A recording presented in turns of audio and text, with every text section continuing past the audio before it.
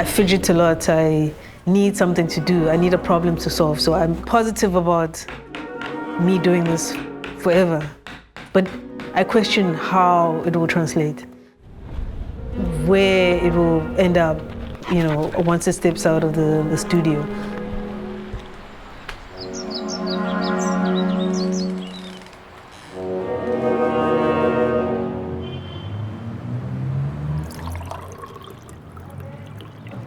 A perfect day is one that has no appointments.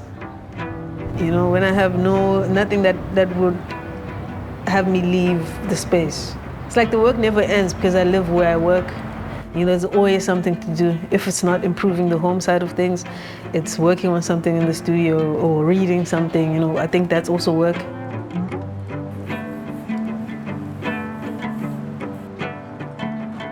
So most of it starts with a sketch, right? It kind of helps me map out what it is I want to do next. Then look at the different species of wood I'm exposed to and think about what the best one will be for that particular sketch. What's interesting about Woodstock is that everything is so close. All the hardwares, all the suppliers of what I need are so close. The wood shop is literally a block away. So what that has added to my practice is that I can go and just inquire and find out, okay, what is this? What can this do? How can this add to my process, And that's how I've gotten to meet basswood as a good alternative for gelotong.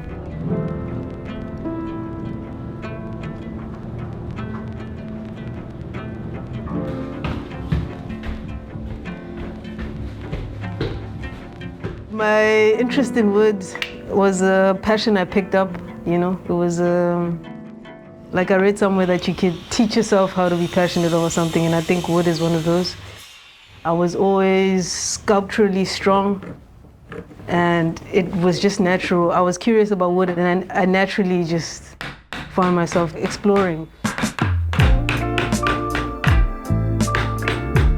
All of it is just interwoven, and I guess that's what I'd like for my research and my interest. I'd like to explore the world through the different species of trees.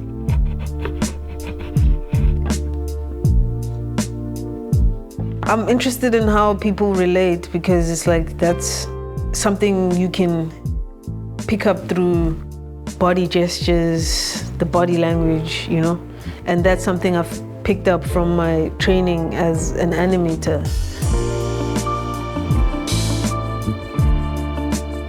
I'm also interested in what goes on psychologically, and also socially, how people connect on those levels spiritually, and trying to negotiate it through gestures and forms. And also the context matters as much as the figure. Wherever I place a figure kind of accentuates the point.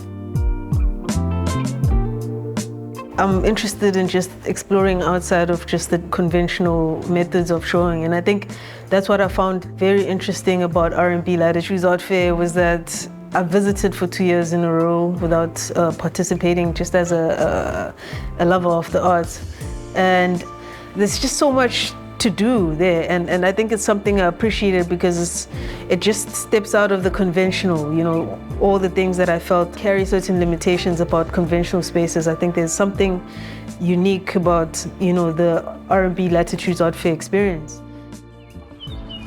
So to recharge my practice and my life, I have to go on walks, and my dog friend is in charge of that part of the practice. And we go to Newlands. I enjoy just that break from, the concrete reality.